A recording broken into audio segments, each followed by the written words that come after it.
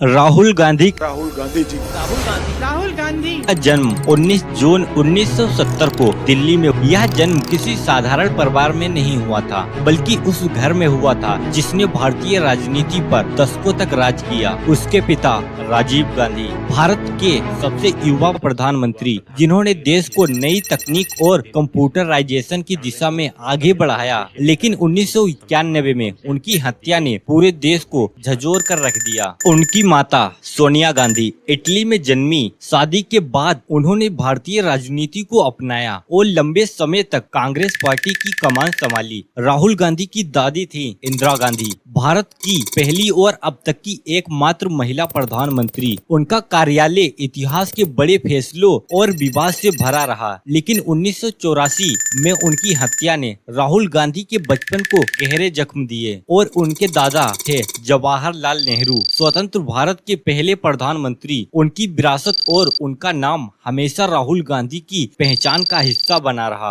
राहुल गांधी की बहन प्रियंका गांधी पांड्रा राजनीति में सक्रिय रहीं और अक्सर जनता में उन्हें इंदिरा गांधी की झलक माना जाता है। लेकिन इस परिवार की सबसे बड़ी पहचान सिर्फ सत्ता नहीं रही, बल्कि बलिदान और संघर्ष भी रहा। दादी और पिता की हत्या ने राहुल गांधी के जीवन को बचपन से ही सुरक्षा घेरे और राजनीति की भारी दबाव से जोड़ दिया। राहुल गांधी का बचपन कभी साधारण नहीं रहा, क्योंकि उनका परिवार भारतीय राजनीति की विरासत और बोझ दोनों को ढो रहा था। भारत के सबसे ताकतवर राजनीतिक परिवार में जन्मे राहुल गांधी का बचपन आम बच्चों जैसा नहीं था, लेकिन पढ़ाई के मामले में उन्हें हमेशा सामान्य जीवन देने की कोशिश की गई। शुरुआती पढ़ाई दिल्ली के एसटी कोलंबस स्कूल में हुई, लेकिन दादी इंदिरा गांधी की हत्या और फिर पिता राजीव गांधी की हत्या के बाद उनकी सुरक्षा सबसे बड़ी चिंता बन गई। सुरक्षा कारणों से राहुल गांधी को अलग अलग नामों और पहचान के साथ पढ़ाई करनी पड़ी। कई बार वे स्कूल और कॉलेज में किसी और नाम से जाने जाते थे, ताकि उनकी पहचान छिपी रहे।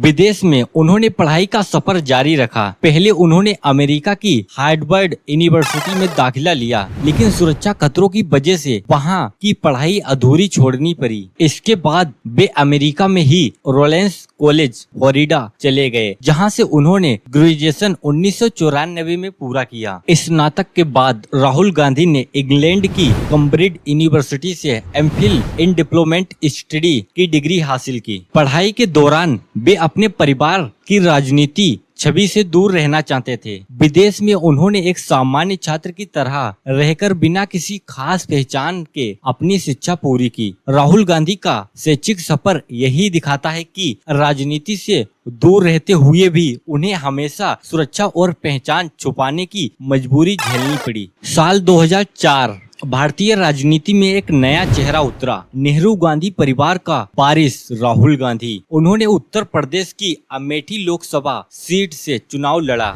यह वही सीट थी जिसे पहले उनके पिता राजीव गांधी और फिर मां सोनिया गांधी संभाल चुकी थीं। 2004 के लोकसभा चुनाव में राहुल गांधी ने लक्ष्मीकांत बीजेपी को लगभग 2,90,000 वोटों से हराकर जीत दर्ज की। यह जीत कांग्रेस कार्यकर्ताओं के लिए बड़ा उत्साह लेकर आई। 2009 के आम चुनाव में कांग्रेस ने 206 सीटें जीती और राहुल गांधी की सक्रिय भूमिका को इसका श्रेय दिया गया। अमेठी से राहुल गांधी ने फिर शानदार जीत हासिल की। उन्होंने बीजेपी की डॉक्टर स्मृति ईरानी को बीएसपी उम्मीदवार को हराकर दूसरी बार संसद में एंट्री की। इस बार इनका जीत का अंतर लगभग 3,70,000 वोट था। लेकिन 2014 का चुनाव राहुल गांधी और कांग्रेस दोनों के लिए एक बड़ा झटका साबित हुआ। नरेंद्र मोदी के नेतृत्व में बीजेपी ने ऐतिहासिक जीत हासिल की, 543 में से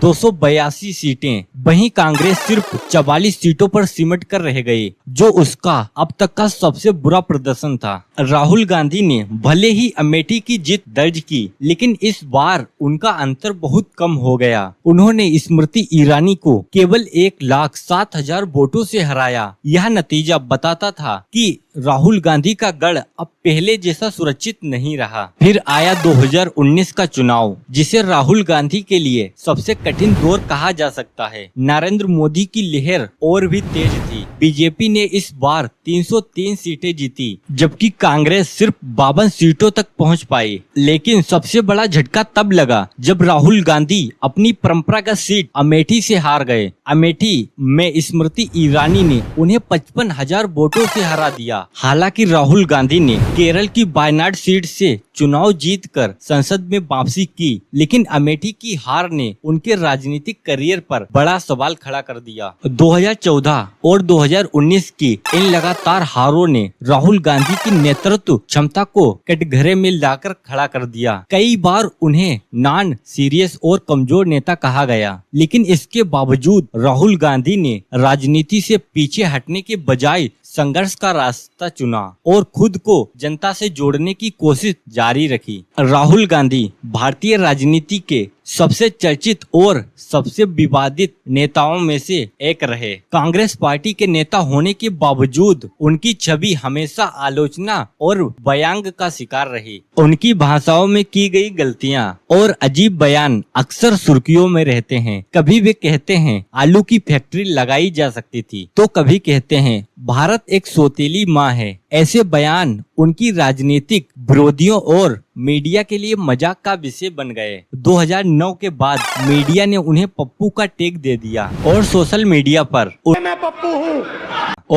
मीडिया पर उनका मजाक उड़ाया जाने लगा। यह इमेज इतनी मजबूत हो गई कि कई बार उनके गंभीर भाषण भी लोग उन्हें हल्के में लेना शुरू कर दिया। 2014 और 2019 के चुनाव में कांग्रेस की हार के बाद राहुल गांधी पर सीधा आरोप लगाया गया कि वे पार्टी को संभालने में नाकाम रहे। उनकी नेतृत्व क्षमता पर सवाल उठे और कई बार कांग्रेस के भीतर से भी आवाजें उठी कि पार्टी को नया नेतृत्व चाहिए। एक और बड़ा विवाद था 2013 का अध्यादेश। राहुल गांधी ने मीडिया के सामने आकर एक अध्यादेश की धज्जियां उड़ा दी थी। दोनों के बीच क्या कनेक्शन है और क्यों उस अध्यादेश का विरोध करना राहुल के लिए आज मुश्किलें खड़ी कर रहा है?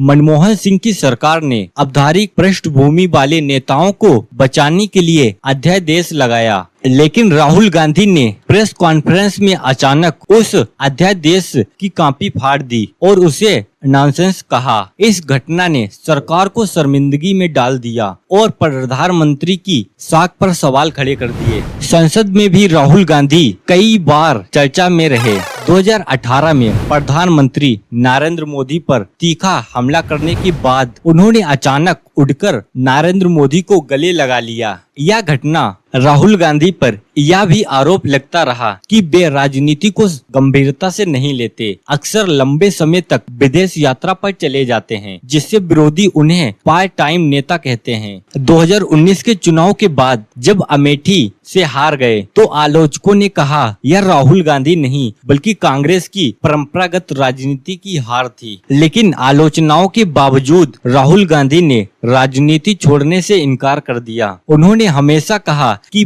मैं लड़ाई जारी रखूंगा, चाहे आलोचना कितनी भी क्यों ना हो। 2019 की करारी हार और आलोचनाओं के बाद बहुत लोग ने सोचा कि राहुल गांधी अब राजनीति से किनारा कर लेंगे, लेकिन इसके विपरीत 2022 में उन्होंने एक ऐसा कदम उठाया जिसने उनकी छवि को पूरी तरह से बदल दिया। यह कदम था भारत जोड़ो यात्रा। 7 सितंबर 2022 को कन्याकुमारी से शुरू होकर यह यात्रा लगभग 4000 किलोमीटर लंबी थी। 14 राज्यों और 2 केंद्र शासित प्रदेशों से होते हुए 30 जनवरी 2023 को यह यात्रा कश्मीर में समाप्त हुई। इस यात्रा का मकसद था धर्म, जाति और भाषा के नाम पर बढ़ती नफरत और विभाजन को खत्म करना और लोगों से सीधा जुड़ाव बनाना। राहुल गांधी ने यह यात्रा पैदल पूरी की, कड़ी धूप में, बारिश में, ठंडी हवाओं और बर्फबारी में। कई बार उनके जूतों के फट जाने की तस्वीरें वायरल हुईं। कभी बच्चों के साथ दौड़ते नजर आए